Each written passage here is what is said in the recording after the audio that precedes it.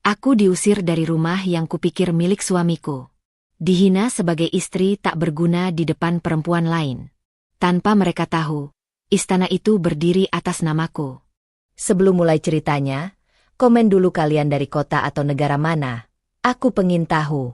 Jangan lupa like, subscribe, dan aktifkan lonceng, supaya channel ini makin berkembang. Pintu kayu besar itu tertutup dengan bunyi berat yang masih bergetar di dada Fani lama setelah Arjuna melepaskan gagangnya. Rumah mewah yang selama ini ia sebut rumah mendadak terasa asing. Terlalu luas, terlalu dingin, dan tak lagi memberinya tempat untuk bernapas. Fani berdiri di tengah ruang tamu dengan punggung tegak, menahan getaran halus di tangannya sendiri. Ada sesuatu yang runtuh pelan di dalam dirinya. Jauh sebelum kata-kata kasar itu akhirnya terucap. Ia sudah merasakannya sejak beberapa bulan terakhir. Cara Arjuna pulang semakin larut, nada bicaranya semakin singkat, dan tatapan matanya sering kosong saat menatap Fani. Namun, ia memilih diam. Bukan karena tak peduli, melainkan karena percaya bahwa pernikahan adalah tentang bertahan, bukan menuntut. Ia tak menyangka harga dari diam itu akan semahal ini.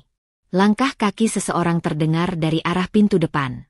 Seorang perempuan muda masuk tanpa ragu, seolah rumah itu memang sudah menjadi miliknya. Gaun longgar menutupi tubuhnya, tapi perut besar yang menonjol tak bisa disembunyikan. Perempuan itu berhenti beberapa langkah dari Fani. Satu tangannya refleks mengusap perutnya sendiri, sementara sudut bibirnya terangkat tipis, bukan senyum ramah, melainkan klaim. "Mas." Suara perempuan itu lembut tapi penuh maksud, memanggil Arjuna tanpa ragu. Fani menoleh ke arah suaminya. Arjuna berdiri di dekat tangga, wajahnya tegang, namun bukan karena bersalah. Ada sesuatu yang lain di sana, keputusan yang sudah diambil jauh sebelum hari ini. "Fani," kata Arjuna akhirnya, suaranya dingin dan tegas. "Dia Maya." Tak ada penjelasan lebih lanjut. Tak ada pengantar, tak ada upaya meredam. Nama itu melayang di udara seperti vonis. Fani mengangguk pelan. Lebih kepada dirinya sendiri. Dadanya terasa sesak, namun pikirannya justru menjadi terlalu jernih. Ia memperhatikan Maya yang berdiri sedikit di belakang Arjuna sekarang. Jelas berlindung, jelas ditempatkan. Posisi itu saja sudah cukup menjelaskan segalanya tanpa perlu kata. "Aku hamil," Maya menambahkan, suaranya terdengar rapuh, tapi matanya waspada. "Anaknya Mas Arjuna." Kalimat itu menghantam Fani lebih keras daripada teriakan apapun. Ada jeda panjang setelahnya, jeda di mana Fani mencoba mencari sisa-sisa logika untuk berpijak. Namun Arjuna tak memberinya waktu. "Kamu dengar sendiri," Arjuna berkata sambil menyilangkan tangan. "Aku sudah cukup jujur. Dan aku nggak mau drama." Fani menatap wajah pria yang ia nikahi bertahun-tahun lalu. Wajah yang dulu ia percayai, yang kini tampak asing. "Jadi, ini caramu memberitahuku?" tanyanya pelan, suaranya nyaris datar. Arjuna menghela napas kasar. "Aku capek, Van. Capek hidup sama istri yang cuma tahu diam dan numpang hidup. Kamu nggak pernah benar-benar berguna." Kata-kata itu menusuk tepat ke pusat harga diri Fani. Selama ini, ia mengurus rumah, mendampingi Arjuna di saat-saat sulit, menahan diri untuk tak banyak menuntut. Semua itu kini dipangkas menjadi satu kalimat, "Istri tak berguna." "Kamu tinggal di rumah ini karena aku," lanjut Arjuna, suaranya meninggi. "Sekarang aku mau kamu pergi. Malam ini." Maya menunduk, berpura-pura tak nyaman, tapi tangannya tetap menggenggam lengan Arjuna. Sentuhan itu membuat Fani sadar bahwa posisinya telah benar-benar tergeser. Ada banyak hal yang ingin ia katakan. Bantahan, pertanyaan, kemarahan. Namun semua itu tertahan di tenggorokan, seolah ada tembok tebal yang mendadak berdiri di dalam dirinya. Fani menarik napas perlahan. Ia merasakan luka itu menganga, tapi juga menyadari sesuatu yang lain tumbuh bersamaan, keengganan untuk merendahkan diri lebih jauh. "Baik," ucapnya akhirnya. Arjuna tampak terkejut, mungkin berharap teriakan atau tangisan. "Itu saja." Fani mengangguk. Ia melangkah menuju tangga, bukan ke kamar tidur, melainkan ke ruang kerja kecil di samping. Di sana, ia mengambil tas tangan dan ponselnya. Tak ada barang lain. Setiap langkah terasa seperti meninggalkan bagian hidupnya, namun ia memaksa diri untuk tetap berjalan. Saat ia kembali ke ruang tamu, Arjuna menatapnya dengan ekspresi campur aduk antara lega dan curiga. Maya menggeser tubuhnya sedikit, seolah memastikan Fani benar-benar pergi. Di ambang pintu, Fani berhenti sejenak. Ia menoleh, bukan untuk memohon, melainkan untuk memastikan satu hal, bahwa ia tak akan melupakan rasa ini. Rasa diusir, direndahkan, dan diputuskan sepihak di rumah yang ia rawat dengan sepenuh hati. "Aku pergi," katanya singkat. Suaranya tenang, namun di dalam dadanya badai baru saja dimulai. Pintu tertutup di belakangnya. Udara malam menyambut dengan dingin yang menusuk.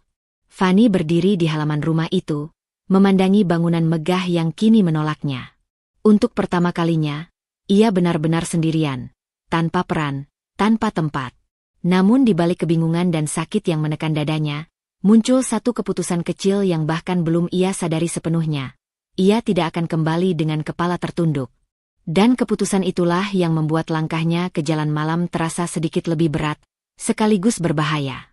Fani duduk di tepi sofa abu-abu itu dengan punggung lurus, seolah tubuhnya menolak ikut runtuh meski malam sebelumnya telah merenggut semua yang ia kenal sebagai rumah. Apartemen Rina tak besar, tapi hangat. Lampu temaram menyinari ruang tamu yang dipenuhi rak buku dan tanaman kecil di sudut jendela. Namun kehangatan itu belum sepenuhnya menembus lapisan kaku yang membungkus diri Fani sejak pintu rumah megah itu tertutup di belakangnya. Ia menatap cangkir teh yang mengepul di tangannya.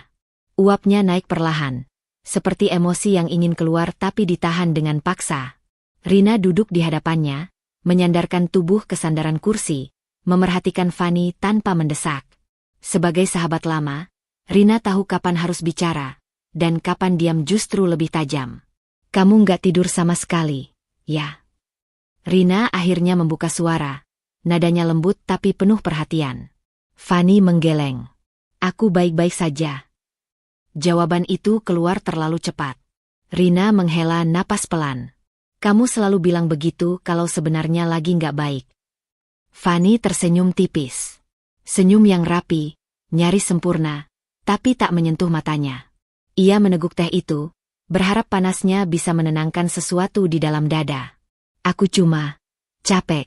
Banyak yang harus kupikirkan." Rina tak membantah. Ia berdiri, berjalan ke dapur kecil, lalu kembali dengan selimut tipis yang langsung disampirkannya ke bahu Fani tanpa izin.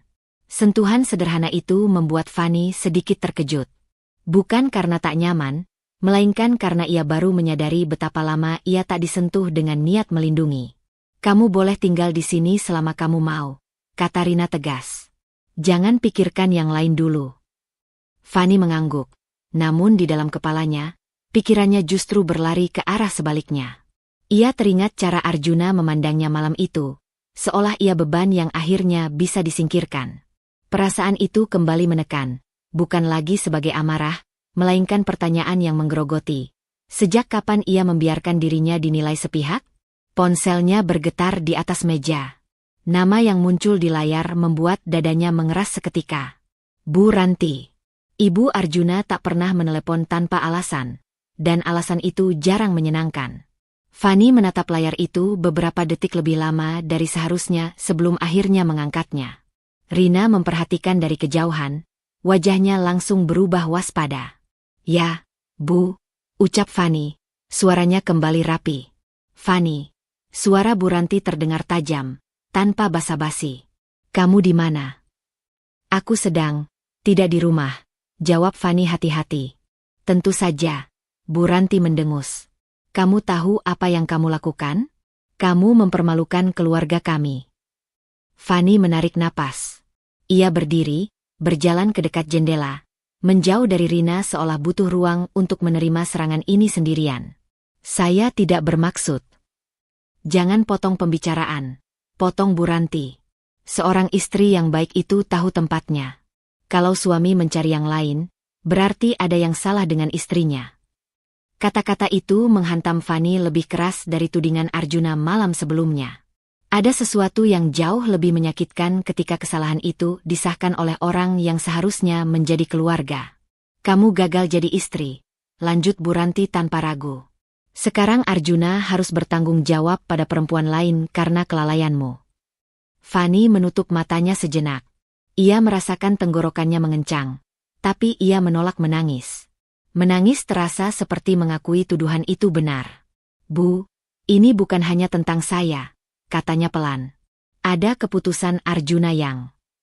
Cukup. Buranti memotong lagi. Aku menelepon bukan untuk mendengar pembelaan. Aku ingin kamu tahu posisimu. Jangan buat masalah lebih besar.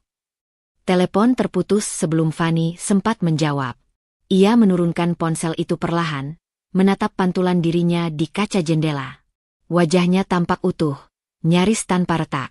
Namun di balik itu, ada sesuatu yang mulai bergeser. Rina mendekat. Itu Ibu Arjuna, ya. Fani mengangguk. Kali ini, ia tak langsung menenangkan diri. Dadanya terasa sesak dengan cara yang berbeda dari malam sebelumnya. Bukan karena diusir, melainkan karena disalahkan sepenuhnya. Aku cuma mikir, kata Fani akhirnya. Suaranya lebih jujur dari sebelumnya. Sejak kapan semua ini jadi tanggung jawabku? Sejak kapan hidupku ditentukan oleh penilaian orang lain? Rina menatapnya serius. Mungkin sejak kamu terlalu sering mengalah. Kalimat itu sederhana, tapi menancap. Fani terdiam. Ia teringat berapa banyak keputusan yang ia serahkan pada Arjuna demi menjaga ketenangan.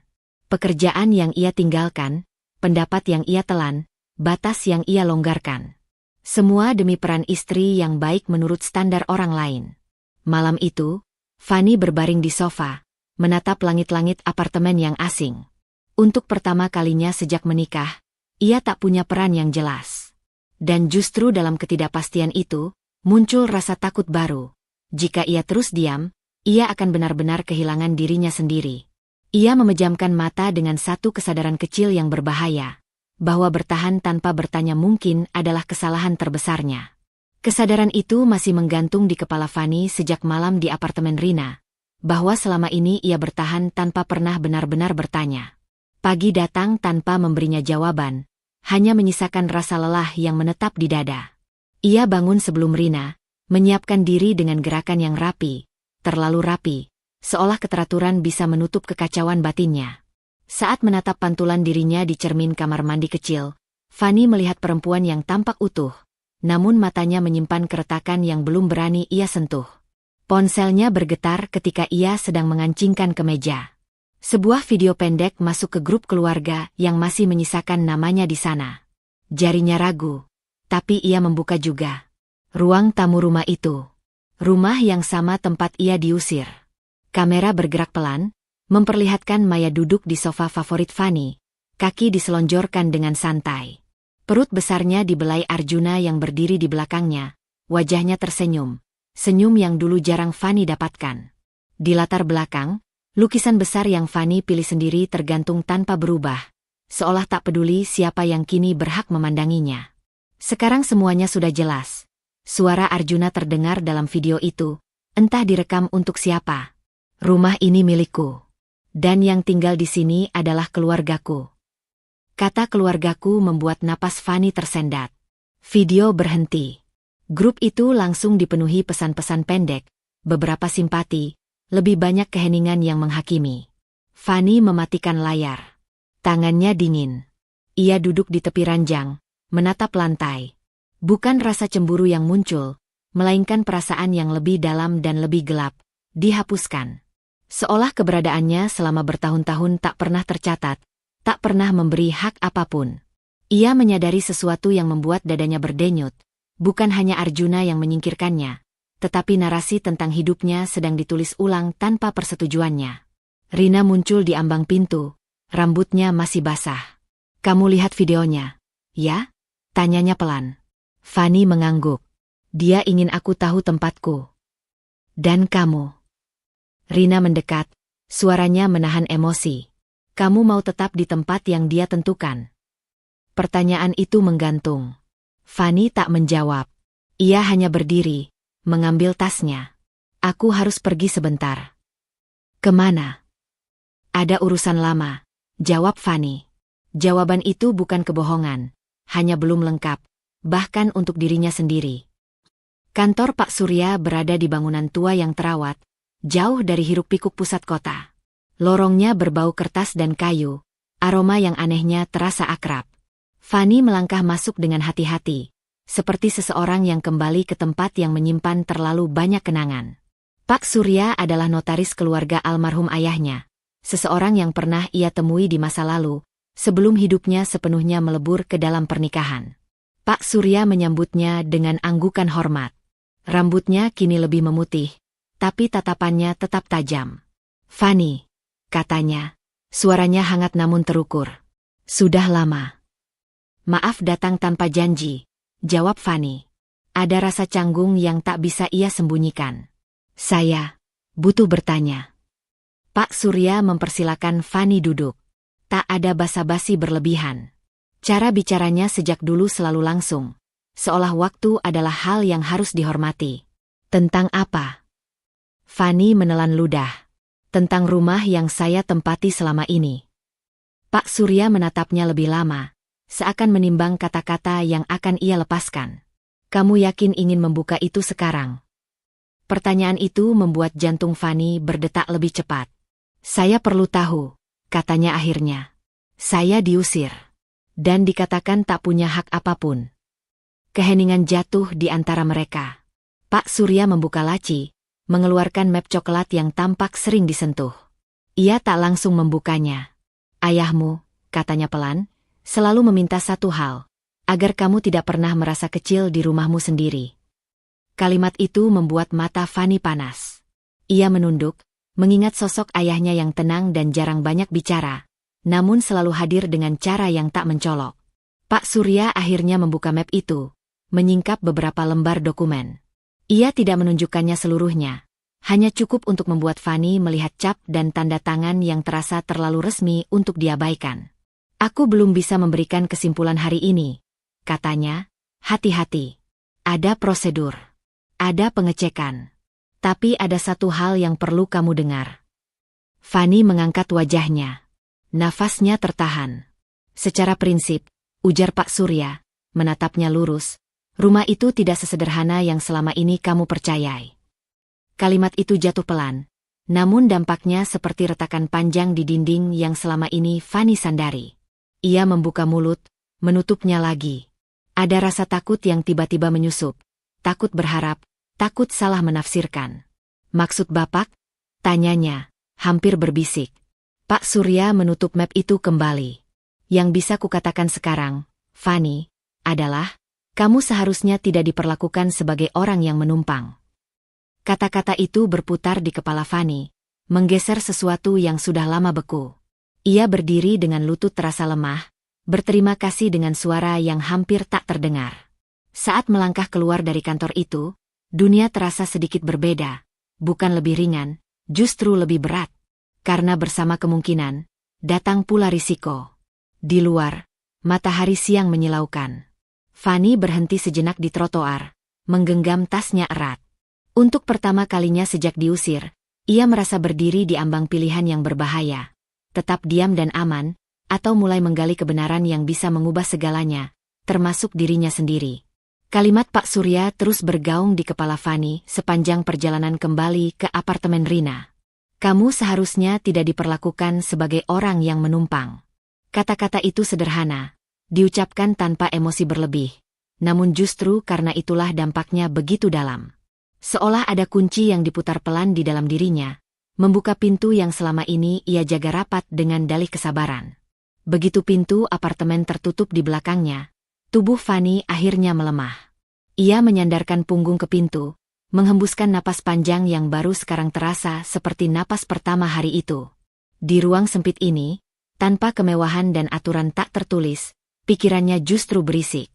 Bukan lagi tentang Arjuna atau Maya, melainkan tentang dirinya sendiri. Rina muncul dari dapur, membawa 2 gelas air.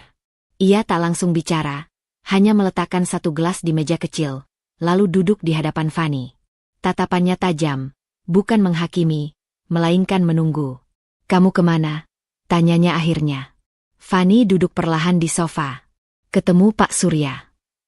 Rina mengangguk, seolah sudah menduga. "Dan Aku belum tahu apa-apa, jawab Fanny jujur. Belum ada kepastian. Tapi, Rina tak melewatkan jeda kecil di suara Fanny. Tapi, aku mulai sadar satu hal. Fanny menatap kedua tangannya sendiri. Selama ini aku terlalu sibuk memastikan rumah tangga terlihat utuh, sampai lupa bertanya apakah aku masih utuh di dalamnya.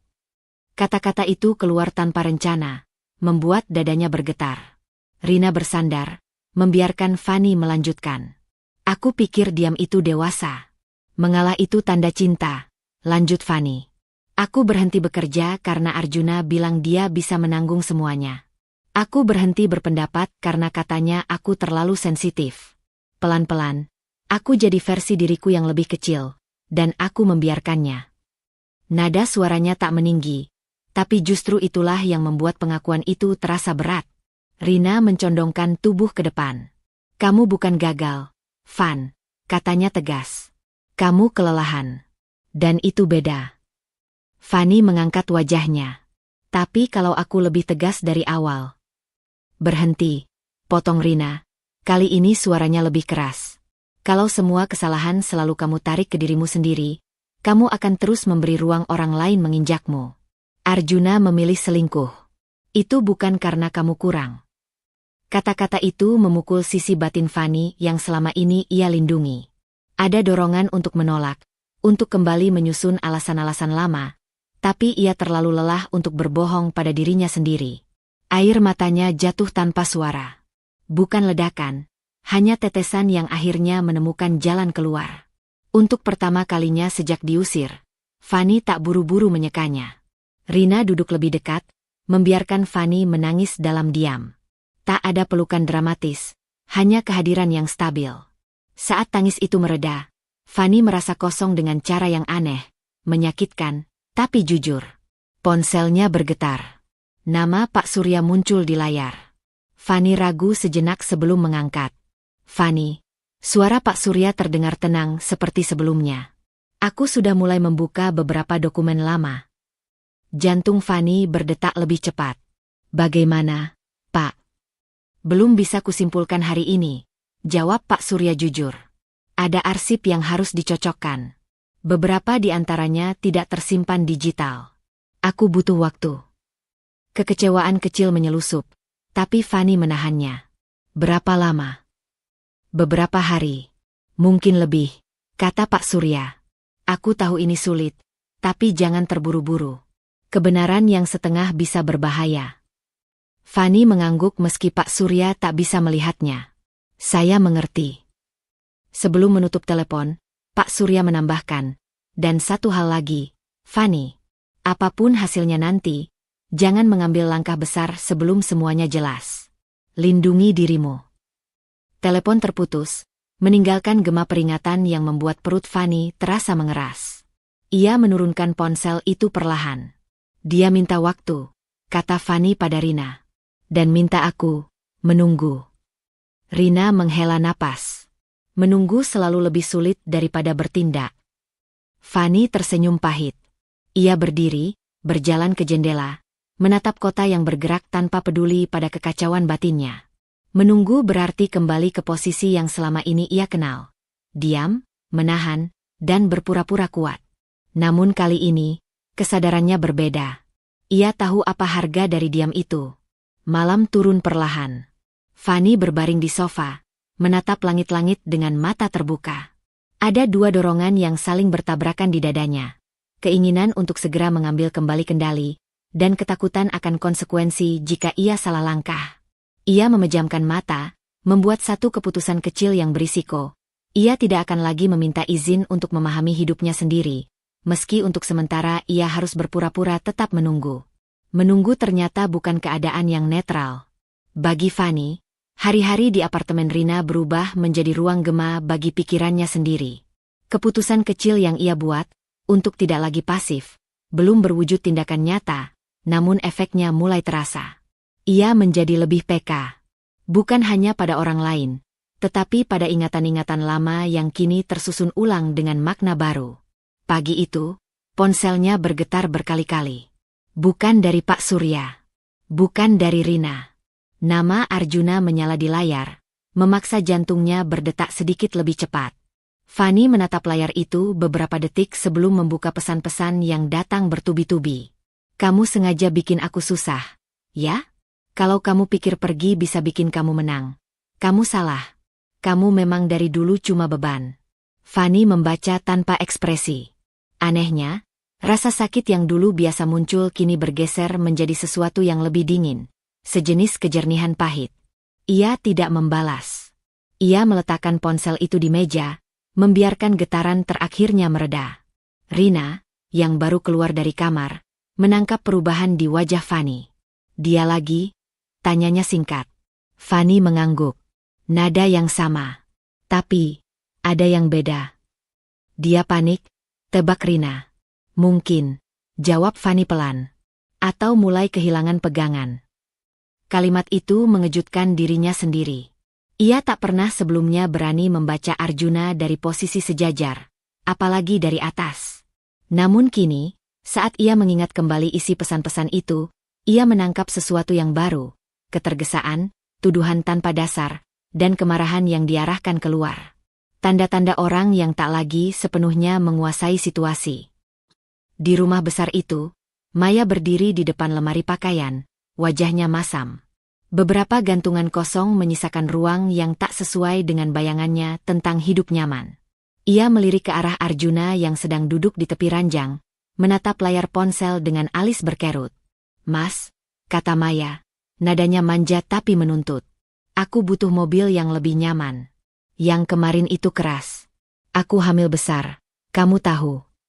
Arjuna mendongak. Nanti, jawabnya singkat. Nanti kapan? Maya melangkah lebih dekat. Kamu janji hidupku nggak akan kekurangan. Aku nggak mau seperti istrimu dulu. Kalimat itu terhenti ketika Arjuna menatapnya tajam. Ada kilatan emosi yang membuat Maya terdiam sejenak. Jangan bawa-bawa dia, kata Arjuna dingin. Tapi faktanya, dia pergi tanpa apa-apa. Maya membela diri. Sekarang semua di rumah ini tanggung jawab kamu. Dan aku butuh kepastian. Arjuna berdiri, menarik napas kasar. Kamu pikir uang itu datang dari mana? Aku lagi urus. Nada itu membuat Maya mundur setengah langkah. Ia mengusap perutnya, tak sepenuhnya pura-pura. Aku cuma minta yang seharusnya, katanya lebih pelan. Anak ini butuh masa depan. Kalimat itu, yang biasanya membuat Arjuna melunak, kali ini justru menambah tekanan. Ia berbalik, mengambil jaketnya. Aku keluar sebentar. Pintu kamar dibanting. Maya berdiri sendiri, dikelilingi kemewahan yang mulai terasa rapuh. Di benaknya, satu pikiran mengendap, kenyamanan ini tidak seaman yang ia kira. Sore hari, Fanny duduk di meja kecil apartemen, membuka kembali pesan-pesan lama di ponselnya. Bukan untuk menyiksa diri, melainkan untuk mencari pola. Ia membaca ulang percakapan bertahun-tahun lalu, permintaan Arjuna, penjelasannya sendiri, persetujuan yang selalu ia berikan setelah sedikit perlawanan. Setiap kali Arjuna merasa terancam, ia meninggikan suara. Setiap kali Fanny mengalah, keadaan kembali tenang. Ia berhenti pada satu pesan lama dari Arjuna. Aku cuma bisa fokus kalau kamu nggak banyak nuntut. Kalimat itu dulu ia anggap wajar. Sekarang, maknanya berubah. Fanny merasakan denyut di pelipisnya. Bukan sakit, melainkan kesadaran yang terlambat tapi tak bisa ditarik kembali. Dia cuma tenang kalau berkuasa, gumam Fanny tanpa sadar. Rina yang sedang menyeduh kopi menoleh. Apa? Fanny mengangkat kepala. Arjuna. Selama ini aku kira dia tenang karena aku patuh. Tapi sebenarnya, dia tenang karena dia pegang kendali. Rina tersenyum tipis, bukan puas, melainkan sedih. Dan sekarang kendali itu mulai goyah, jawab Fanny. Ada ketakutan di sana, tapi juga sesuatu yang mendekati keberanian. Ponselnya kembali bergetar. Kali ini satu pesan panjang dari Arjuna. Kamu puas sekarang? Maya banyak tuntutan.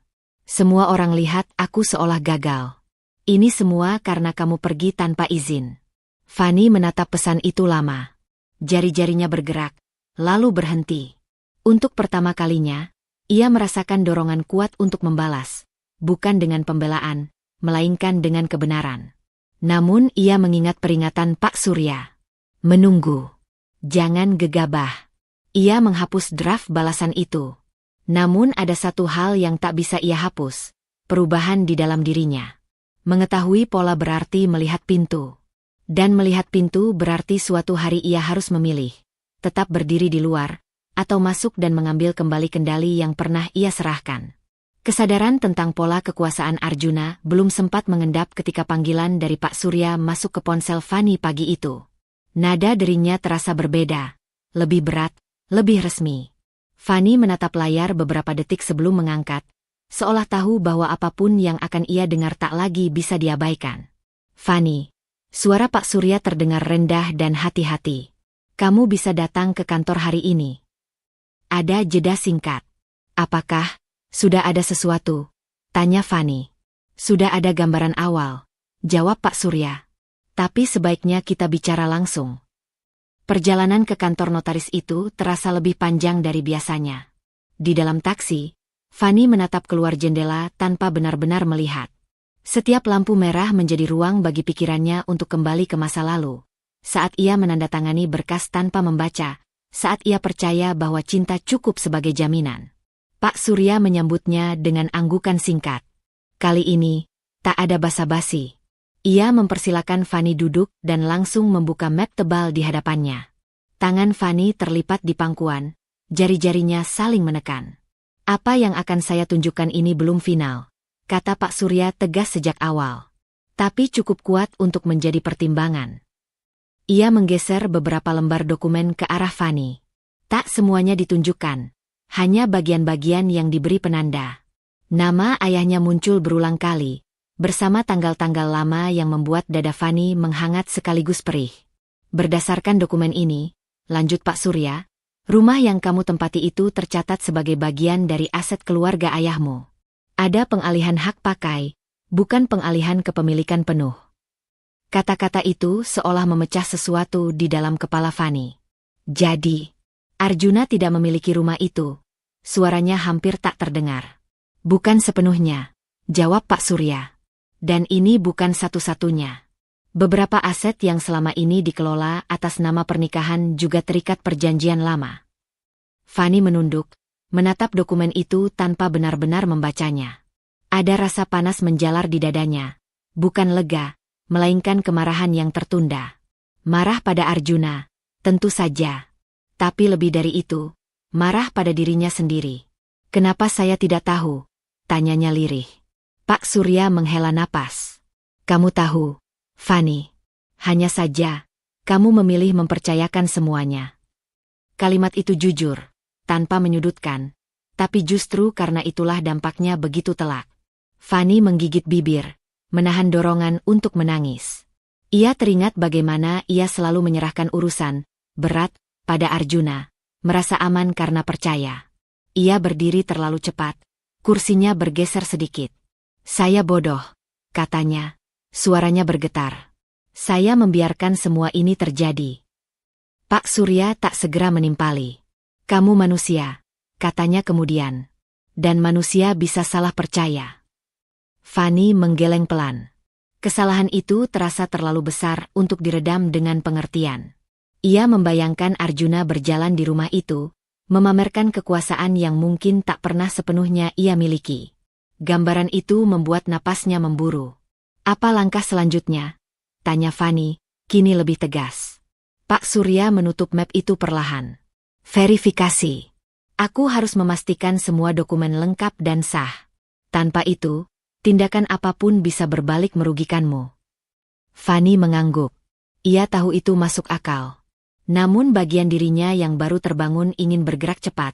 Ingin merebut kembali sesuatu yang telah dirampas. Saya ingin bertindak, katanya jujur. Tapi saya tidak mau salah. Itu keputusan yang bijak, jawab Pak Surya. Kesabaranmu sekarang adalah perlindungan. Di apartemen, Fani duduk sendiri di ruang tamu. Rina belum pulang. Keheningan memberi ruang bagi pikirannya untuk berputar lebih liar. Ia menatap tangannya sendiri, membayangkan tanda tangan yang ia bubuhkan bertahun-tahun lalu. Setiap goresan kini terasa seperti pengkhianatan terhadap dirinya sendiri. Ponselnya menyala. Pesan dari Arjuna masuk, singkat dan tajam. Kamu puas sekarang? Aku tahu kamu lagi main di belakang. Fanny membaca pesan itu dengan rahang mengeras. Kali ini, kemarahan muncul dengan jelas, bukan meledak, melainkan padat. Ia mengetik balasan, lalu berhenti. Bayangan dokumen di meja Pak Surya muncul kembali di benaknya. Bukti awal, belum final. Ia menghapus balasan itu. Sebagai gantinya, Fanny mematikan ponsel dan meletakkannya terbalik di meja. Keputusan kecil, tapi terasa berisiko. Untuk pertama kalinya, ia memilih menahan diri bukan karena takut, melainkan karena tahu bahwa satu langkah salah bisa menghancurkan semua yang baru saja ia pahami. Malam itu, Fanny berbaring dengan mata terbuka, dada naik turun tidak teratur. Kebenaran mulai terlihat, tapi belum bisa disentuh. Dan di antara jarak itu, ia harus belajar hidup dengan tekanan baru, mengetahui bahwa sesuatu yang seharusnya miliknya telah lama dipakai orang lain, dan ia belum boleh mengambilnya kembali. Malam sebelumnya, Fanny tidur dengan mata terpejam tapi pikiran terjaga.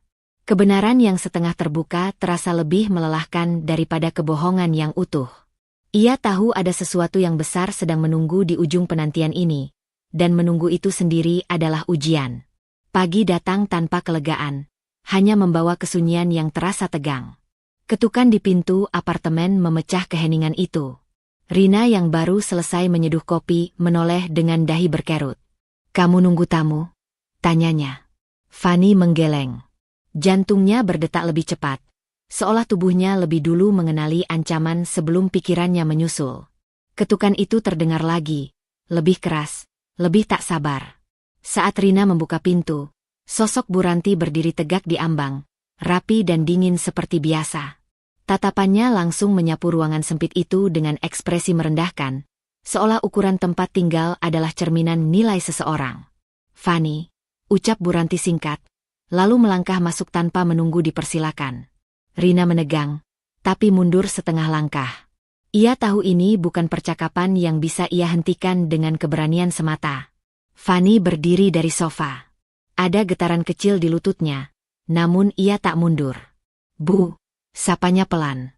Bu Ranti membuka tasnya, mengeluarkan map tipis berwarna krem, lalu meletakkannya di atas meja kecil dengan gerakan tegas. "Aku tidak punya banyak waktu," katanya. "Ini surat cerai. Tanda tangani." Kalimat itu jatuh tanpa basa-basi, tanpa empati, seperti perintah yang sudah lama disiapkan. Fanny menatap map itu beberapa detik. Dulu, pemandangan seperti ini akan membuat dadanya sesak dan pikirannya kacau. Sekarang, yang ia rasakan justru ketenangan aneh, bukan karena tak sakit, melainkan karena ia akhirnya mengerti apa yang sedang terjadi. "Arjuna mau cepat selesai," lanjut Bu Ranti. "Maya butuh kepastian. Kamu harus sadar diri." Fanny mengangkat wajahnya. "Sadar diri yang bagaimana, Bu?" Bu Ranti mendengus. "Kamu sudah gagal menjaga rumah tanggamu. Jangan tambah masalah. Tanda tangani, dan kita selesai baik-baik." Rina membuka mulut hendak bicara, tapi Fanny mengangkat tangan sedikit, meminta waktu. Ia melangkah mendekat ke meja, membuka map itu perlahan. Matanya membaca sekilas halaman pertama, bahasa hukum yang dingin, penuh kata yang berusaha memutus sesuatu secepat mungkin. Ia menutup map itu kembali. "Tidak," kata Fanny. Suaranya tenang. Terlalu tenang hingga membuat Bu Ranti terdiam sejenak. "Apa?" Bu Ranti menatapnya tajam. "Kamu pikir kamu masih punya posisi menolak?" Fanny menghela napas pelan. "Saya tidak menolak karena posisi," jawabnya. "Saya menolak karena saya belum siap." Bu Ranti tertawa pendek, sinis. "Kamu masih berharap Arjuna kembali? Jangan bodoh." "Ini bukan soal berharap," kata Fanny. Suaranya tetap stabil meski dadanya berdegup keras. "Ini soal hak saya untuk memutuskan tanpa ditekan." Kata hak terdengar asing di telinga Bu Ranti, seolah Fanny baru saja berbicara dalam bahasa yang tak ia kenal. "Hak?" ulangnya. "Hak apa yang kamu punya?" Fanny menatapnya lurus. Untuk pertama kalinya, ia tidak menunduk. Hak sebagai istri yang sah. Hak sebagai manusia yang tidak bisa dipaksa menandatangani sesuatu dalam kondisi tertekan. Keheningan menyelimuti ruangan itu. Rina menahan napas. Bu Ranti berdiri kaku, wajahnya mengeras. Kamu berubah, katanya akhirnya. Nadanya berbahaya. Tidak, jawab Fani pelan. Saya hanya berhenti takut. Kalimat itu keluar begitu saja. Namun begitu terucap, Fani merasakan sesuatu menguat di tulang punggungnya. Ia sendiri terkejut oleh ketegasannya, tapi tidak menyesal. Bu Ranti memasukkan kembali map itu ke dalam tasnya dengan gerakan kasar. Kalau begitu, jangan salahkan kami kalau Arjuna mengambil langkah sendiri. Saya tidak menyalahkan siapapun, kata Fani. Saya hanya menjaga diri saya. Bu Ranti melirik Rina dengan tatapan dingin sebelum berbalik menuju pintu. Kita lihat sampai kapan ketenangan palsu ini bertahan, katanya sebelum pergi. Pintu tertutup. Keheningan kembali, namun kali ini berbeda. Fani menghembuskan napas panjang, menyadari bahwa tangannya sedikit gemetar. Rina mendekat. Kamu, barusan luar biasa, katanya pelan. Fani duduk perlahan. Aku juga takut, akunya jujur. Tapi ternyata takut itu tidak harus menentukan keputusan. Di tempat lain, Arjuna menerima telepon dari ibunya dengan wajah mengeras. Ia mendengarkan tanpa bicara, rahangnya menegang. Apa maksudnya dia menolak? Bentaknya begitu telepon ditutup. Ia berjalan mondar-mandir di ruang tamu rumah itu, perasaannya bercampur antara marah dan tersinggung. Penolakan Fani terasa seperti tamparan, bukan karena surat cerai itu sendiri, melainkan karena untuk pertama kalinya, Fani berani mengatakan tidak. Maya muncul dari kamar, wajahnya cemas. Kenapa, Mas? Dia mulai berani, jawab Arjuna dingin. Mengira masih punya kuasa. Kata kuasa membuat dadanya berdenyut. Ia sadar ada sesuatu yang bergeser. Fani yang dulu selalu mengalah kini berdiri tanpa gentar. Dan bagi Arjuna, itu bukan sekadar perlawanan. Itu tantangan terhadap harga dirinya. Ia menggenggam ponselnya erat, jemarinya ingin menekan nomor Fani. Namun ia menahan diri, memilih diam dengan kemarahan yang mengendap. Dalam benaknya, satu pikiran berputar tajam. Ia tidak akan membiarkan kendali itu lepas. Sementara itu, di apartemen kecil, Fani berdiri di dekat jendela, menatap langit yang mulai gelap. Ia tahu penolakannya bukan akhir, melainkan awal tekanan baru. Namun untuk pertama kalinya, ia tidak mundur. Dan keputusan kecil itu, berdiri tanpa takut, telah menantang sesuatu yang jauh lebih besar dari yang ia bayangkan. Keputusan kecil yang diambil Fani kemarin, menolak tanda tangan tanpa gentar, masih berdenyut di tubuhnya seperti gema panjang.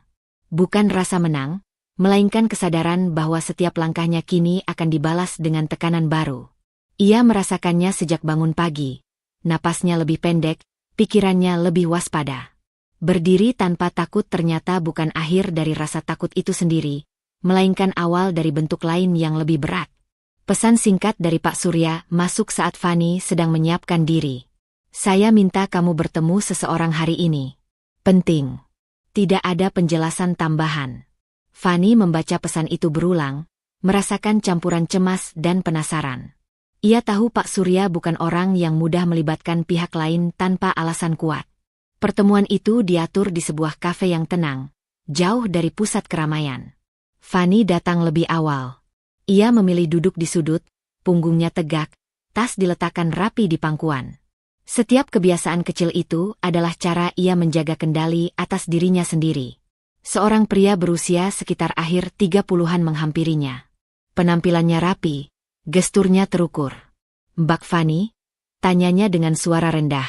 Fani mengangguk.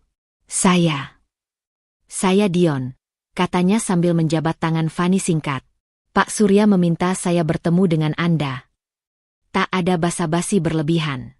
Dion duduk, memesan kopi, lalu menatap Fani dengan ekspresi profesional yang sulit dibaca. Dari caranya berbicara dan menunggu, Fani langsung menangkap satu hal. Pria ini terbiasa memegang kendali, tapi tahu kapan harus menunduk pada otoritas yang tepat. Saya mengelola keuangan perusahaan keluarga, ujar Dion akhirnya. Termasuk beberapa aset yang selama ini digunakan Pak Arjuna. Nama itu membuat bahu Fani sedikit menegang, tapi ia tidak mengalihkan pandangan. Pak Surya bilang ini penting, katanya singkat. Memang, jawab Dion. Ia membuka tablet di depannya, menampilkan beberapa bagan tanpa langsung menggesernya ke arah Fani. Ada struktur persetujuan yang selama ini dianggap formalitas.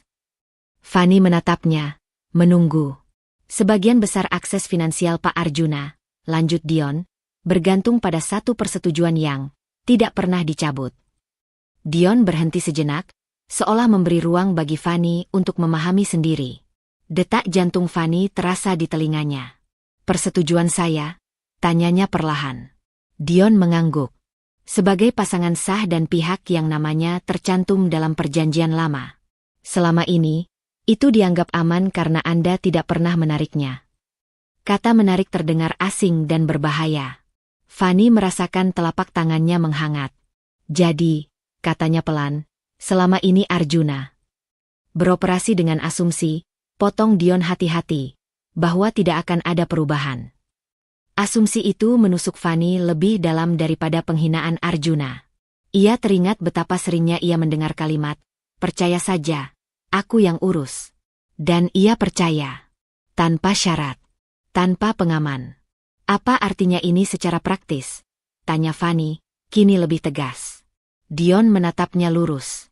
Artinya, setiap keputusan besar, pembiayaan, fasilitas, aliran dana, masih membutuhkan validasi yang melekat pada posisi Anda.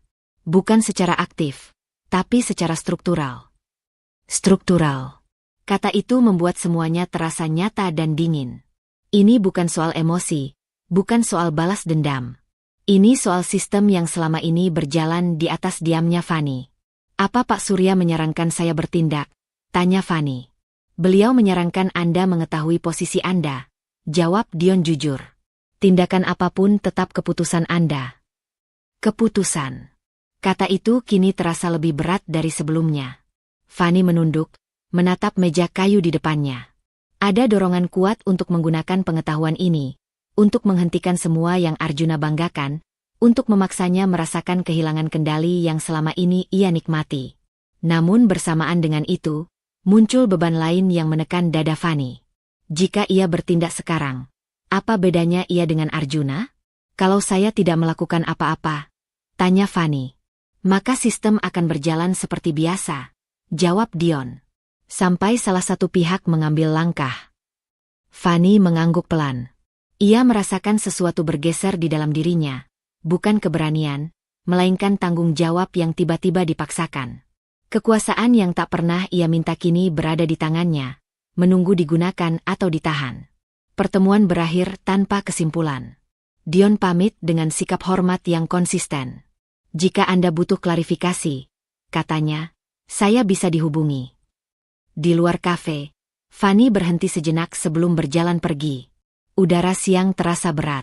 Ia merasa seolah membawa rahasia besar yang bisa mengubah banyak hidup, termasuk hidup seorang anak yang belum lahir. Malamnya, di apartemen, Rina memperhatikan wajah Fani yang lebih muram dari biasanya. Ada apa? Tanyanya. Fani duduk perlahan. Aku baru tahu. Ternyata aku punya kuasa lebih besar dari yang kukira.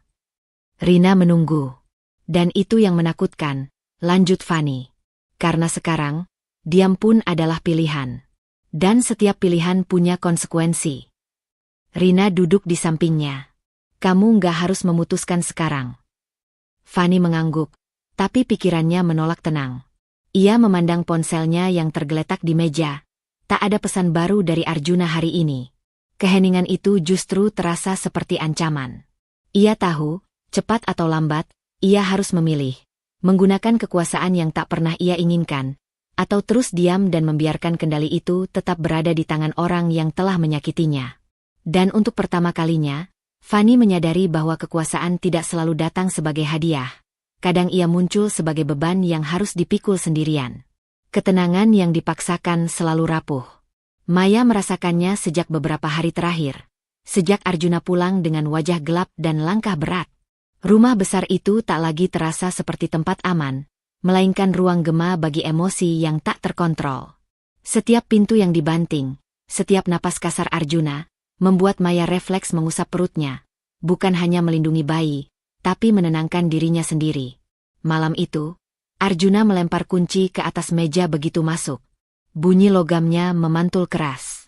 Maya yang sedang duduk di sofa menoleh cepat. "Mas, kamu kenapa lagi?" Arjuna tak menjawab. Ia membuka kulkas, menutupnya kembali dengan kasar.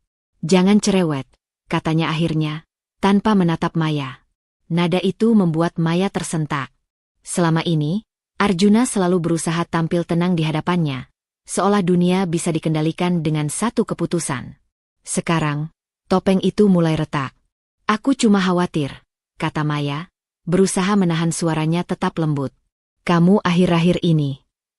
"Aku bilang jangan." Arjuna membentak, lalu terdiam sejenak, seolah menyadari ledakan itu.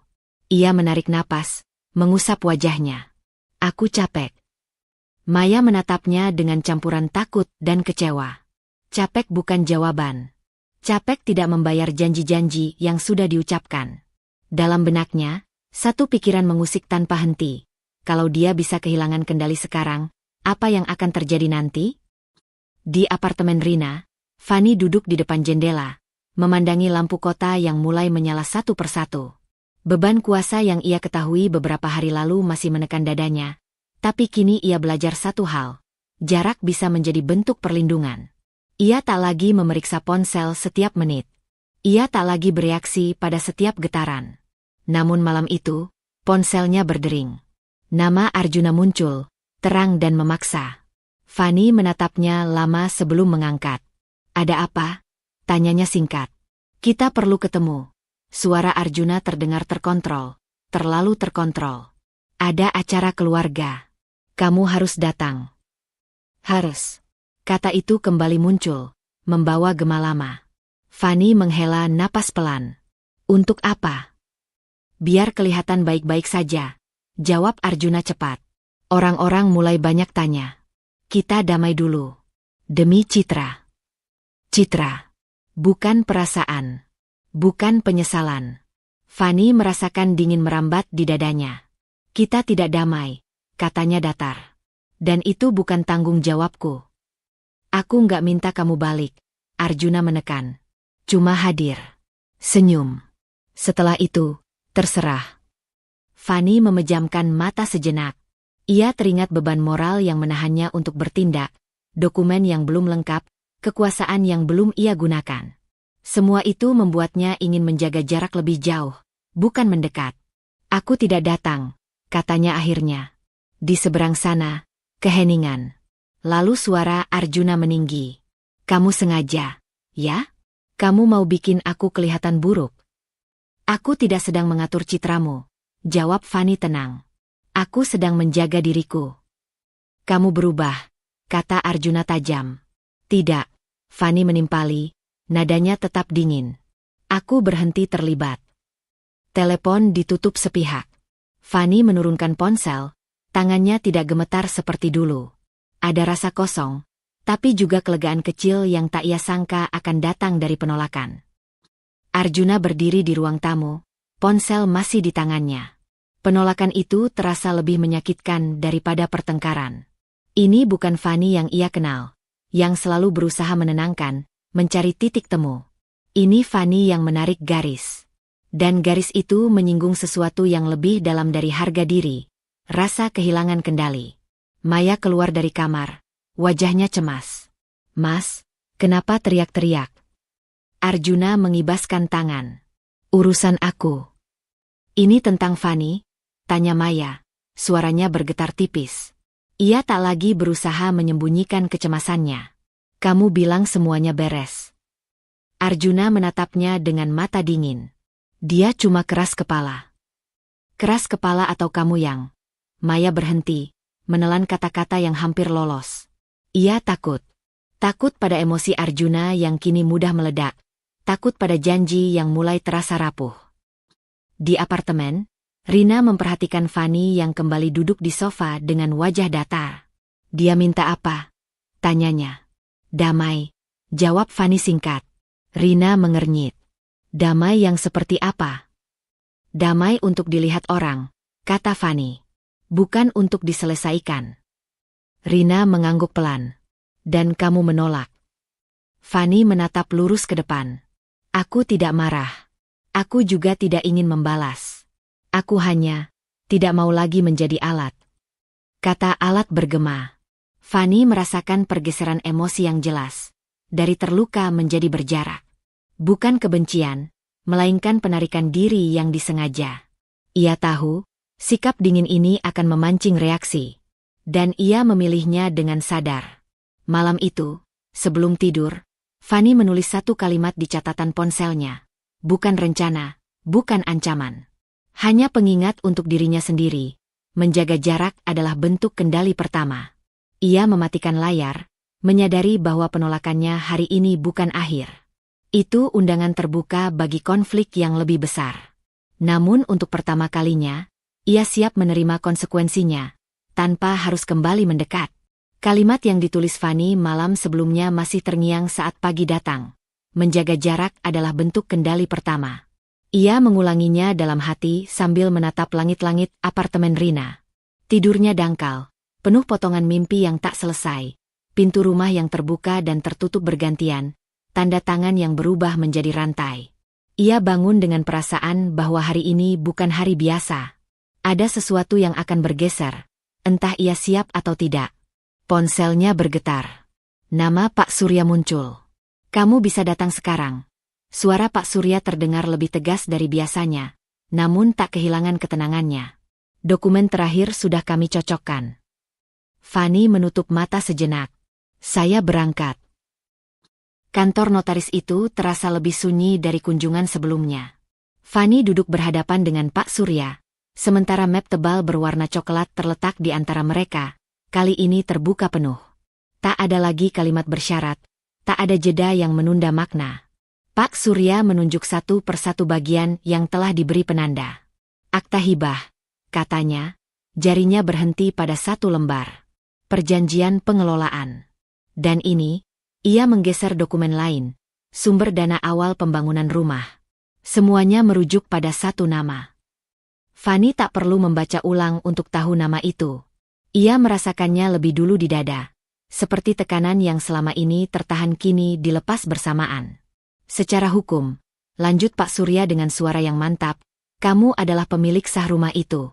Dan sumber dana utama yang menopang aset-aset lain berasal dari perjanjian yang melekat pada posisimu. Kata pemilik sah terdengar sederhana, tapi dampaknya menghantam keras. Fanny menelan ludah. Ada rasa lega yang nyaris memabukkan. Seolah keadilan akhirnya berdiri di pihaknya. Namun tepat di belakang rasa itu, muncul gelombang lain yang lebih gelap, kemarahan. Jadi selama ini, Fanny berhenti, napasnya tertahan. Selama ini aku diusir dari rumahku sendiri. Pak Surya mengangguk pelan. Itulah faktanya. Kemarahan itu naik cepat, panas dan tajam. Bayangan Arjuna berdiri di ruang tamu, memamerkan kuasa yang bukan miliknya, berkelebat tanpa ampun. Bayangan Maya duduk santai di sofa yang ia pilih sendiri. Bayangan Bu Ranti meletakkan map cerai di mejanya. Semua menyatu menjadi satu dorongan kuat. Ambil kembali sekarang juga.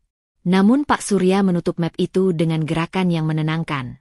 Aku tahu ini berat, katanya. Tapi ingat, kebenaran memberi kamu hak, bukan kewajiban untuk membalas. Fanny mengangguk, meski dadanya bergejolak. Apa langkah yang aman? Secara hukum, kamu bisa bertindak, jawab Pak Surya. Tapi setiap tindakan akan memicu konsekuensi. Kamu harus memilih cara. Cara. Pilihan. Kata-kata itu kini tak lagi abstrak. Dion menunggu di ruang sebelah. Begitu Fanny masuk, ia berdiri, wajahnya profesional namun tegang. Tablet di tangannya menyala, menampilkan grafik dan catatan yang siap diaktifkan. Pak Surya sudah menjelaskan, tanya Dion. Fanny mengangguk. Sudah. Dion menarik napas singkat. Maka saya menunggu satu kata dari Anda. Satu kata. Sesuatu yang begitu kecil untuk dampak sebesar ini. Fanny duduk, merasakan berat keputusan itu menekan bahunya. Ia menatap layar tablet tanpa benar-benar melihat angka-angka. Yang ia lihat adalah wajah Arjuna saat harga dirinya ditantang. saat suaranya meninggi karena kehilangan kendali. Ia melihat Maya yang mulai cemas. Ia melihat dirinya sendiri, malam-malam di mana ia menyalahkan diri karena terlalu percaya. Kalau saya bilang ya, tanya Fanny pelan, apa yang terjadi? Penyesuaian akses, jawab Dion jujur. Bukan publik, bukan dramatis. Tapi cukup untuk menghentikan aliran yang selama ini berjalan tanpa pengawasan Anda. Fanny mengangguk. Penyesuaian. Kata yang bersih, teknis, nyaris tanpa emosi. Ia bisa memilih cara yang rapi, tak menampar langsung. Namun benaknya kembali pada rasa marah yang menuntut pengakuan. Keinginan agar Arjuna tahu, agar ia merasakan apa artinya kehilangan. Dan kalau saya bilang belum, tanya Fanny. Maka semuanya berjalan seperti biasa, kata Dion. Dengan risiko yang juga biasa. Fanny memejamkan mata. Di titik ini, diam bukan lagi netral. Diam berarti membiarkan kebohongan terus bernapas. Namun bertindak juga bukan tanpa harga. Ada anak yang akan lahir, ada nama keluarga yang akan terseret, ada dirinya sendiri yang bisa berubah jika ia membiarkan dendam memimpin. Ia teringat Rina, kalimat-kalimat yang menahannya agar tak kembali menyalahkan diri sendiri. Ia teringat Pak Surya yang meminta kesabaran sebagai perlindungan. Dan ia teringat janji kecil pada dirinya sendiri, menjaga jarak, bukan menyerang. Aku ingin adil, kata Fanny, suaranya nyaris berbisik, bukan kejam. Dion mengangguk, memahami tanpa perlu bertanya lebih jauh. Keadilan juga tindakan, katanya. Hanya saja, waktunya ada di tangan Anda. Malam itu, Fanny kembali ke apartemen dengan map salinan dokumen di tasnya. Rina menatapnya dari dapur, menangkap perubahan di wajah Fanny. Bukan bahagia, bukan marah, melainkan kewaspadaan yang tenang. Sudah jelas? Tanya Rina. Sudah, jawab Fanny. Semua. Rina menunggu kelanjutan, tapi Fanny duduk dan terdiam. Ia membuka ponselnya, menatap layar kosong, lalu menutupnya kembali. Satu kata itu menggantung di udara, menunggu untuk diucapkan. Di dalam dirinya, dua dorongan bertarung tanpa suara, keadilan yang meminta ketegasan, dan dendam yang menuntut kepuasan. Fanny tahu, begitu ia memilih, tak ada jalan kembali ke posisi lama. Ia berdiri di dekat jendela, memandangi kota yang berkilau. Di bawah cahaya itu, ia membuat keputusan kecil yang berisiko, bukan untuk menekan tombol hari ini, tetapi untuk tidak membiarkan amarah yang memilih caranya. Satu kata itu belum keluar dari bibirnya. Namun waktunya semakin dekat. Keheningan pagi di apartemen Rina terasa lebih berat dari biasanya. Fanny berdiri di dekat jendela, menatap kota yang bergerak tanpa menunggu keputusannya. Malam sebelumnya ia memilih menunda satu kata, bukan karena ragu, melainkan karena ia ingin memastikan dirinya tidak digerakkan oleh amarah semata. Namun pagi ini, penundaan itu berubah menjadi kejelasan. Menahan diri terlalu lama justru membuat kebohongan terus bernapas. Ia duduk, membuka ponsel, dan menatap nama Dion. Satu tarikan napas, lalu panggilan terhubung. Dion, kata Fanny, suaranya tenang, nyaris datar. Lakukan. Tak ada pertanyaan lanjutan. Dion hanya mengangguk di seberang sana, seolah memahami bahwa kata itu bukan ledakan, melainkan keputusan yang telah matang. Baik. Semua sesuai jalur hukum, jawabnya singkat. Saat panggilan berakhir, tangan Fanny sedikit bergetar. Bukan karena takut, melainkan karena ia sadar satu fase hidupnya resmi ditutup. Ia bukan lagi perempuan yang hanya menjaga jarak. Ia kini mengambil kembali kendali yang lama ia titipkan pada orang yang salah. Perubahan itu tidak datang dengan suara keras. Ia datang seperti udara yang tiba-tiba berhenti mengalir. Di rumah mewah itu, Arjuna baru saja bersiap pergi ketika ponselnya bergetar berkali-kali. Ia mengangkatnya dengan alis berkerut. Notifikasi bank. 1, 2, 3. Wajahnya mengeras saat membaca tulisan akses ditangguhkan.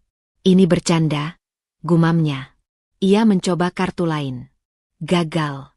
Mencoba lagi, kali ini dengan nada lebih kasar. Mesin menolak tanpa emosi. Arjuna merasakan panas naik ke lehernya, bukan hanya karena akses keuangannya terblokir, melainkan karena rasa dipermalukan yang datang bersamaan. Maya, teriaknya. Maya muncul dari tangga, wajahnya lelah. Perutnya yang membesar membuat langkahnya lebih lambat, namun nada suaranya tetap tajam. Kenapa lagi?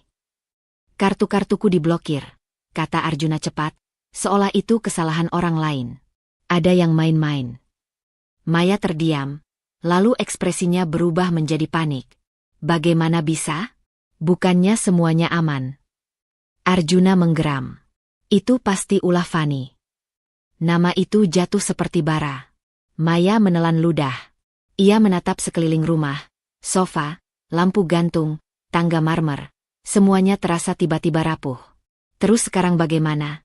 Suaranya meninggi. Aku butuh kontrol ke dokter. Arjuna. Kita butuh. Kau kira aku tidak tahu? Arjuna memotong dengan nada keras. Ia meraih kunci mobil, mencoba mempertahankan kesan berkuasa.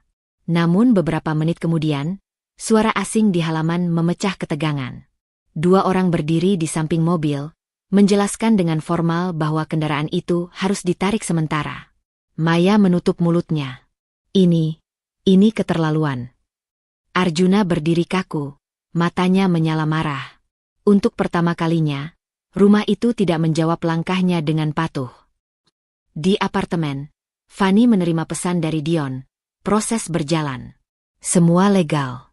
Ia menutup layar dan bersandar di sofa. Rina memperhatikannya dari dapur, membaca perubahan di wajah sahabatnya. Sudah? Tanya Rina pelan. Fani mengangguk. Sudah. Tidak ada senyum kemenangan. Yang ada hanya keheningan yang lebih jujur. Di dalam dirinya, rasa lega bercampur dengan beban moral yang belum sepenuhnya hilang. Ia tahu dampaknya akan segera terasa, dan ia tak bisa pura-pura tak peduli. Beberapa jam kemudian, ponsel Fani bergetar lagi. Kali ini nama Arjuna muncul. Ia menatapnya lama, lalu memilih untuk tidak mengangkat. Pesan masuk menggantikan panggilan. Kamu puas sekarang? Kamu mau menghancurkan aku? Fani membaca tanpa reaksi berlebihan. Kata-kata itu dulu akan melukainya, membuatnya merasa bersalah. Kini, ia hanya mencatat satu hal. Arjuna tidak bertanya apa yang benar. Ia hanya bertanya siapa yang berkuasa. Ia mengetik balasan singkat, lalu berhenti. Jarinya menggantung di atas layar. Akhirnya, ia menghapus semua dan memilih diam. Keputusan itu mengubah sesuatu di dadanya. Sebuah batas yang ia bangun dengan sadar. Di rumah mewah itu, Maya tak lagi menahan emosinya. Kau bilang semuanya aman, katanya dengan suara gemetar. Kau bilang Fani tak punya apa-apa. Arjuna membalas dengan tajam, aku tidak menyangka dia berani. Berani? Maya tertawa pendek, nyaris histeris. Atau kau yang terlalu yakin? Kata-kata itu menghantam lebih keras daripada penarikan mobil. Arjuna terdiam, menyadari untuk pertama kalinya bahwa ketenangan Maya selama ini bergantung pada fasilitas, bukan pada dirinya. Dan kini, saat fasilitas itu runtuh, kepercayaan pun ikut retak. Malam datang dengan cepat. Fani berdiri lagi di jendela, memandangi lampu kota. Ia tahu keputusan hari ini bukan akhir. Arjuna akan bereaksi. Maya akan menekan. Bu Ranti mungkin kembali muncul dengan tuntutan baru. Namun untuk pertama kalinya, Fani tidak menunggu badai dengan tubuh meringkuk. Ia membuka ponsel, menulis catatan kecil untuk dirinya sendiri. Jangan mundur hanya karena mereka berteriak. Catatan itu sederhana, tapi risikonya nyata. Dengan memblokir akses keuangan Arjuna, ia telah menggeser keseimbangan kekuasaan. Tekanan batin baru pun muncul, bukan tentang apakah ia benar, melainkan apakah ia siap menghadapi balasan dari orang-orang yang selama ini hidup dari kendalinya. Fani menutup ponsel, menarik napas dalam, dan bersiap menghadapi hari esok yang pasti tidak akan sunyi. Pagi itu, Fani belum sepenuhnya menuntaskan rasa tegang dari malam sebelumnya ketika bel apartemen Rina berbunyi panjang, tanpa jeda. Bunyi itu bukan permintaan, melainkan penegasan. Jantung Fani berdegup lebih cepat. Ada insting yang langsung bekerja. Ia tahu siapa yang datang, dan dengan emosi apa. Rina menatapnya dari ujung lorong. Aku di sini, katanya singkat, seolah memberi pagar tak terlihat. Fani mengangguk, lalu berjalan ke pintu. Begitu pintu terbuka, Arjuna berdiri di sana, wajahnya keras, matanya merah oleh amarah dan kurang tidur. Ia tidak menunggu dipersilakan. Kamu puas sekarang? Arjuna langsung menyerang, melangkah masuk dengan napas memburu. Kamu pikir ini permainan? Nada suaranya membuat udara di ruangan mengeras. Fanny berdiri tegak, tak mundur, tak pula mendekat. Dadanya berdebar, tapi ia merasakan sesuatu yang berbeda dari pertemuan-pertemuan sebelumnya. Ketakutan itu tidak lagi menguasai. Kalau kamu mau bicara, bicaralah dengan suara biasa, kata Fanny pelan. Kalau tidak, kamu bisa pergi. Arjuna tertawa pendek, sinis. Kamu sudah lama memanipulasi semuanya. Ya? Pura-pura diam, pura-pura tersakiti, lalu menusuk dari belakang. Kata-kata itu dulu akan membuat Fanny runtuh. Kini, ia hanya merasakan perih singkat, lalu hampa. Ia menyadari betapa Arjuna membutuhkan narasi bahwa dirinya korban, agar tak perlu bercermin. Kamu datang untuk menuduh atau mencari solusi? Tanya Fanny, suaranya tetap terkendali. Arjuna membuka mulut untuk membalas, namun suara lain menyela dari arah pintu. Untuk urusan fakta, sebaiknya kita bicara bersama. Pak Surya masuk dengan langkah tenang. Kehadirannya bukan kebetulan. Fanny memang memintanya datang pagi itu. Sebuah langkah kecil namun berisiko. Arjuna menoleh tajam, wajahnya berubah kaku. Kenapa dia ada di sini? Bentaknya. Pak Surya tak terpancing. Ia meletakkan tas dokumennya di meja, lalu menatap Arjuna dengan tatapan profesional yang dingin. Karena ada hal yang perlu kamu dengar langsung, Arjuna. Tanpa teriakan. Arjuna mendengus, namun tak pergi.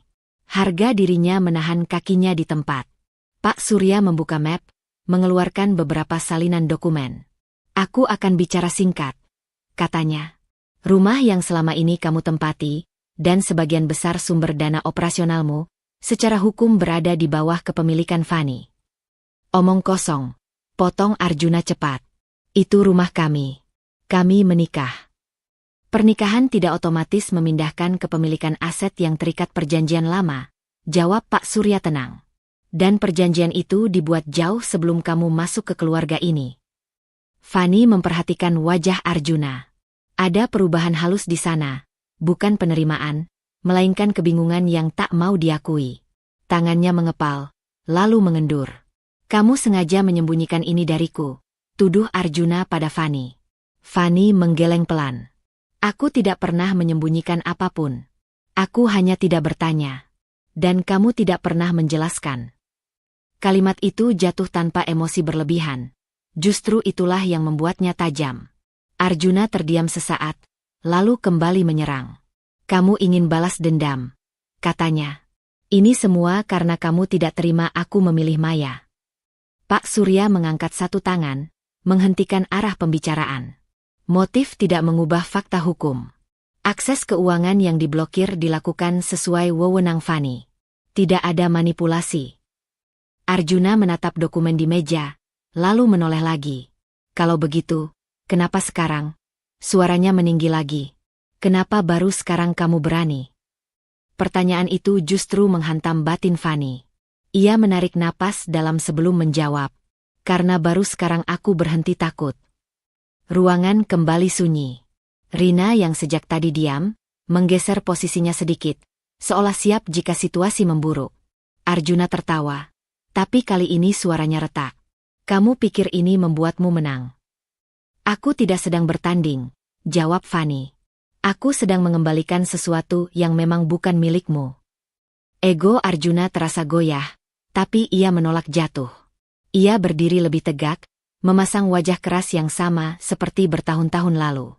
Aku tidak akan mengaku salah, katanya dingin. Kamu akan menyesal. Ancaman itu tidak lagi membuat Fanny gemetar. Namun ia merasakan tekanan baru, kesadaran bahwa konfrontasi terbuka ini akan memicu reaksi lebih besar. Ia memilih satu langkah kecil ke depan. Kalau kamu mau menyelesaikan ini secara dewasa, kata Fanny, kita bisa bicara dengan pengacara. Kalau tidak, aku akan tetap berjalan sesuai hukum. Arjuna menatapnya lama, lalu berbalik tanpa pamit. Pintu tertutup lebih keras dari yang perlu. Keheningan setelahnya terasa berat, namun jujur. Pak Surya menutup mapnya. Ini belum selesai, katanya pada Fani. Tapi kamu tidak sendirian. Fani mengangguk. Saat mereka pergi, ia duduk sendiri sejenak. Dadanya sesak, bukan oleh ketakutan lama, melainkan oleh tanggung jawab baru. Ia tahu Arjuna tidak akan berhenti. Dan dengan menantang egonya secara terbuka, ia telah melangkah ke wilayah yang lebih berbahaya. Fani menatap pintu yang tadi ditutup dengan amarah, lalu berbisik pada dirinya sendiri, hampir tak terdengar. Aku siap. Keputusan kecil itu, menghadapi langsung, bukan bersembunyi, menjadi beban baru yang harus ia pikul, sekaligus tanda bahwa jalan kembali sudah tertutup. Pagi itu, Fani berdiri di depan gerbang rumah yang dulu ia tinggalkan tanpa menoleh. Kini, kakinya melangkah masuk dengan posisi yang sama sekali berbeda. Udara terasa lebih padat, bukan karena kenangan, melainkan karena kesadaran penuh bahwa tempat ini, yang pernah menjadi sumber kehancurannya, secara sah adalah miliknya. Ia tidak datang sendiri. Pak Surya berdiri beberapa langkah di belakang, bukan sebagai pelindung, melainkan sebagai saksi. Kehadirannya menguatkan keputusan Fani untuk menghadapi semua ini secara terbuka, tanpa teriak, tanpa drama berlebihan. Bel rumah berbunyi. Tak lama, pintu terbuka. Arjuna berdiri di sana dengan wajah yang jauh dari percaya diri. Di sampingnya, Bu Ranti, ibunya, langsung melangkah maju, seolah halaman itu masih wilayah kekuasaannya. Fani. Suara Bu Ranti lebih rendah dari biasanya, penuh tekanan yang dipaksakan lembut. Kita ini keluarga. Tidak perlu sampai sejauh ini.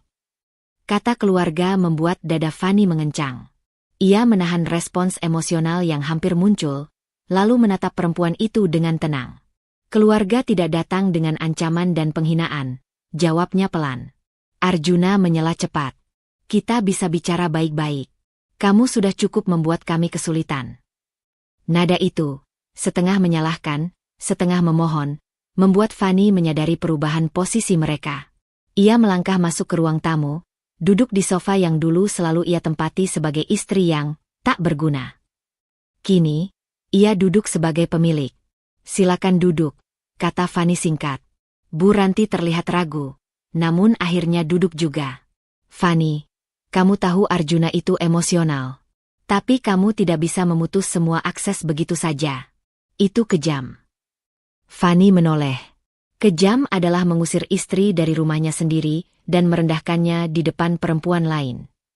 Arjuna menunduk sesaat, lalu mengangkat wajahnya kembali. Aku salah bicara waktu itu. Tapi ini sudah keterlaluan. Kamu menghancurkan hidupku. Fani menatapnya lurus. Aku tidak menghancurkan apapun. Aku hanya berhenti menopang hidupmu. Kalimat itu membuat Bu Ranti terdiam. Untuk pertama kalinya, ia tak langsung membalas. Ia menatap sekeliling rumah, menyadari bahwa semua kemewahan yang selama ini ia banggakan tidak lagi berada di bawah kendali putranya. Kalau begitu, suara Bu Ranti melembut, hampir meratap, buka lagi aksesnya. Untuk sementara saja. Arjuna butuh waktu. Fani menarik napas panjang. Di dalam dirinya, ada getaran, bukan ragu, melainkan benturan antara empati lama dan harga diri yang baru tumbuh. Ia memilih berdiri. Saya tidak membuka apapun hari ini, katanya tegas. Dan saya tidak akan mengambil keputusan karena rasa kasihan. Saat itulah Maya muncul dari arah tangga. Wajahnya pucat, matanya sembab. Ia berdiri beberapa langkah dari Arjuna, memperhatikan percakapan dengan dada naik turun. Jadi, benar semuanya milik kamu? Tanya Maya pada Fani, suaranya bergetar. Fani menatapnya. Tidak ada kebencian di sana, hanya kejujuran yang terlambat. Iya. Maya menoleh ke Arjuna. Kamu bilang aku aman. Kamu bilang kamu memilih aku. Arjuna tak segera menjawab. Diamnya lebih jujur daripada kata-kata apapun. Jadi selama ini, lanjut Maya lirih, aku cuma alat? Penegas ego kamu. Bu Ranti mencoba menyela. Maya, jangan berlebihan. Tidak, Bu, potong Maya. Air matanya jatuh. Saya akhirnya mengerti.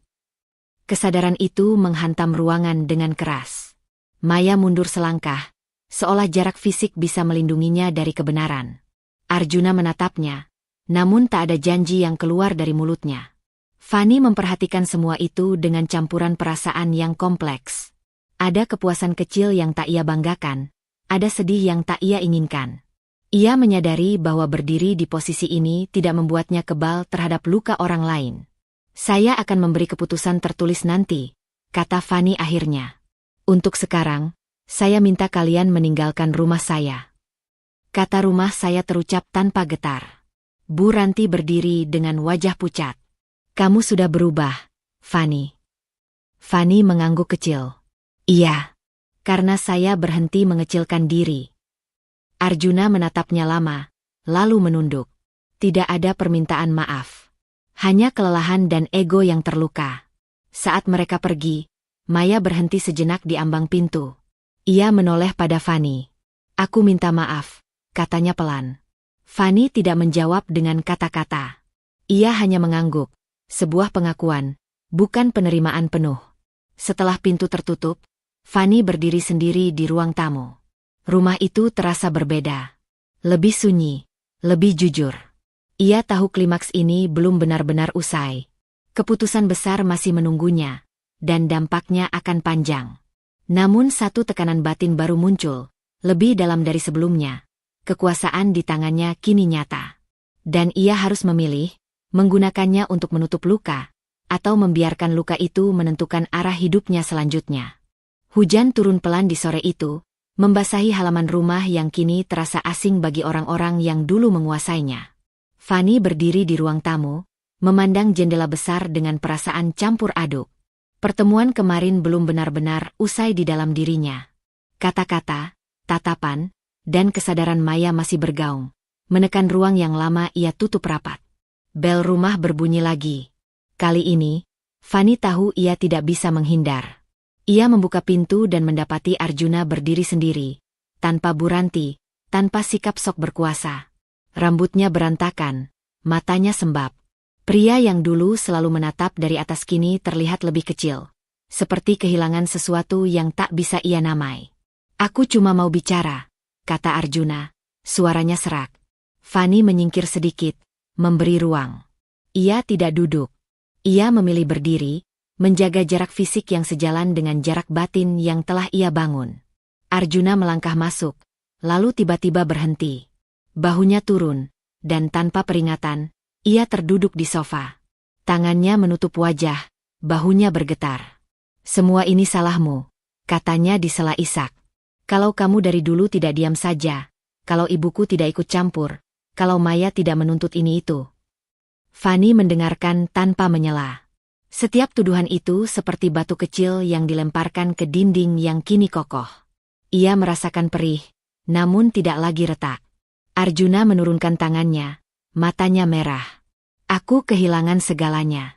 Hidupku hancur. Fanny menarik napas panjang.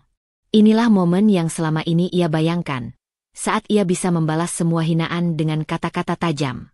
Namun yang keluar justru ketenangan yang tegas. Kamu tidak kehilangan segalanya, katanya pelan. Kamu kehilangan kendali atas orang lain. Arjuna menggeleng keras. Aku berjuang untuk rumah tangga ini. Fanny menatapnya lurus. Kamu berjuang untuk dirimu sendiri. Kalimat itu membuat Arjuna terdiam.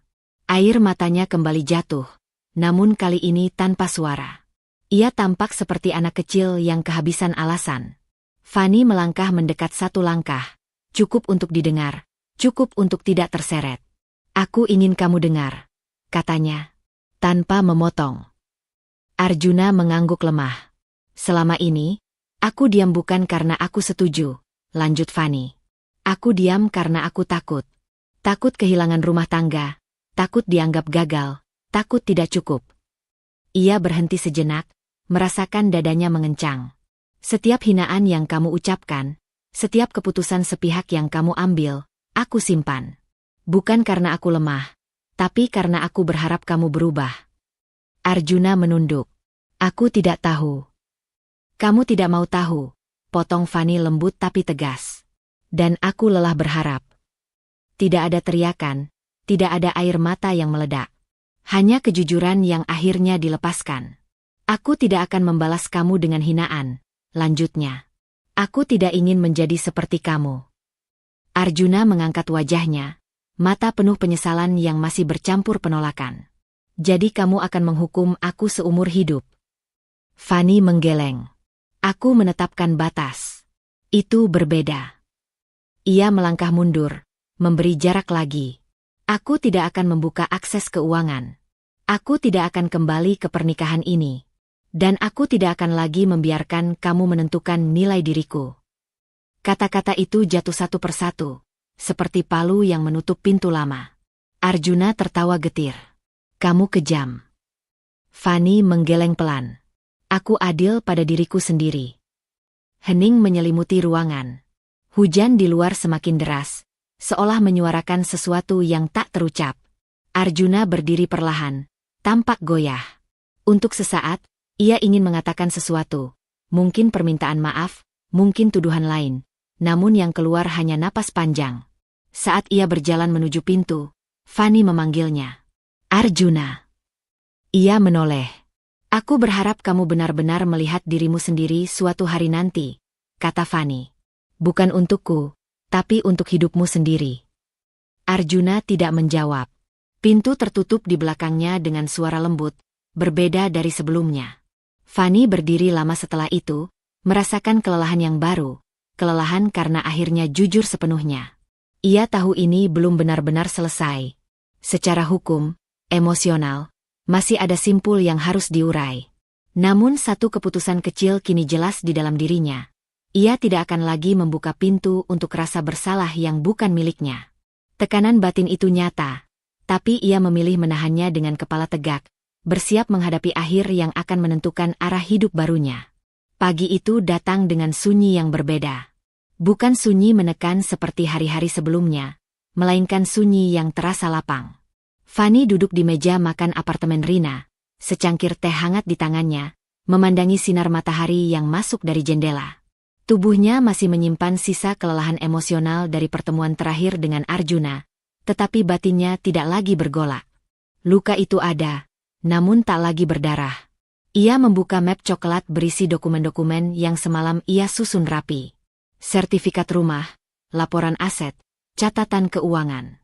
Semua kini berada di tangannya, bukan sebagai alat balas dendam, melainkan sebagai tanggung jawab baru. Setiap lembar kertas terasa seperti pengakuan. Ia pernah kehilangan kendali, dan kini ia memilih mengambilnya kembali. Rina duduk di seberangnya, memperhatikan dengan diam. Kamu yakin? Tanyanya pelan. Fani mengangguk. Aku tidak mau lagi hidup dengan rasa takut kehilangan. Bahkan kehilangan orang. Rina tersenyum tipis, ada lega di matanya. Aku bangga sama kamu. Siang hari, Fani berada di kantor Pak Surya untuk terakhir kalinya dalam urusan itu. Pak Surya menyerahkan berkas final dengan sikap profesional yang tetap hangat. Semua sudah resmi, katanya. Hak milik, pengelolaan aset, dan pembatasan akses. Tidak ada celah. Fani menerima berkas itu dengan dua tangan. Dadanya menghangat, bukan oleh kemenangan, melainkan oleh rasa tuntas.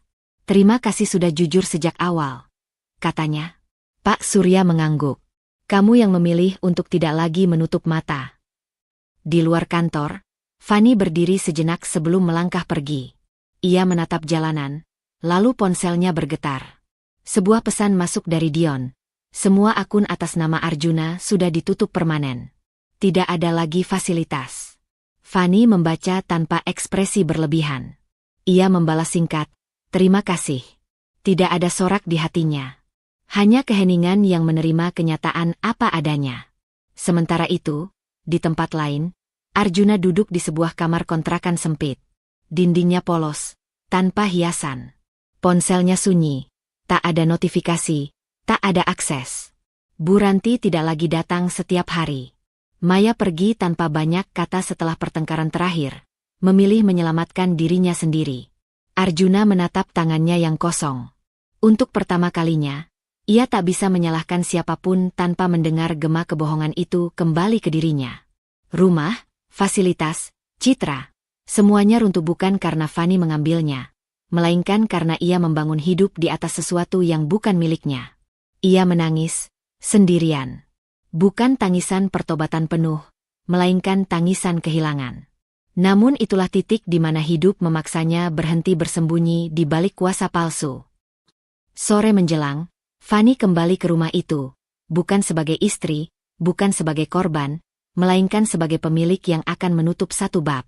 Ia berjalan menyusuri ruang-ruang yang dulu dipenuhi suara keras dan tekanan. Kini rumah itu kosong, bergema oleh langkahnya sendiri. Ia berhenti di ruang tamu, tempat ia terakhir berdiri menghadapi Arjuna. Ia menarik napas panjang, lalu menghembuskannya perlahan. Tidak ada amarah yang tersisa untuk dilepaskan. Fanny menandatangani satu dokumen terakhir di atas meja, pengalihan pengelolaan rumah untuk sementara. Keputusan kecil, tapi berisiko. Ia memilih tidak tinggal di tempat yang menyimpan terlalu banyak kenangan, meski ia berhak. Ini bukan pelarian, gumamnya pada diri sendiri. Ini pilihan. Saat ia melangkah keluar, matahari hampir tenggelam. Cahaya jingga menyentuh wajahnya, hangat dan jujur. Untuk sesaat, ia berdiri di ambang pintu, lalu menutupnya dengan kunci di tangannya. Malam itu, Fanny kembali ke apartemen dengan satu koper kecil. Ia meletakkannya di sudut ruangan, lalu duduk di lantai, bersandar pada dinding. Ada lelah yang dalam, tapi juga ketenangan yang belum pernah ia rasakan sebelumnya. Ia mengambil ponsel dan menulis pesan pendek untuk dirinya sendiri, lalu menyimpannya di catatan. Harga diri tidak bisa dinegosiasikan, bahkan demi cinta. Fanny memejamkan mata. Ia tahu hidup barunya tidak akan selalu mudah. Akan ada hari-hari sepi, keputusan-keputusan sulit, dan mungkin penyesalan kecil yang datang tiba-tiba. Namun ia juga tahu satu hal dengan pasti. Ia tidak lagi hidup untuk mempertahankan sesuatu yang menghancurkannya. Dengan napas yang tenang, Fanny bangkit, mematikan lampu, dan melangkah menuju kamar. Di balik semua yang hilang, ia membawa satu hal yang tak tergantikan, dirinya sendiri. Dan untuk pertama kalinya, itu sudah cukup. Cerita Fanny mengingatkan kita bahwa cinta tidak pernah seharusnya menuntut kita kehilangan harga diri. Bertahan bukan selalu tanda kesetiaan, dan pergi bukan selalu kegagalan. Dengarkan suara batinmu. Karena ketika kita terus menekan luka demi terlihat baik-baik saja, yang perlahan hancur bukan hubungan, melainkan diri kita sendiri. Berani memilih diri sendiri adalah bentuk tanggung jawab, bukan egoisme. Terima kasih telah menemani perjalanan Fanny hingga akhir. Semoga kisah ini memberi keberanian, pengingat, dan kekuatan bagi siapapun yang sedang belajar berdiri kembali. Sampai jumpa di cerita berikutnya. Tetap jaga hati, jaga harga diri, dan jangan lupa bahwa kamu pantas dihormati.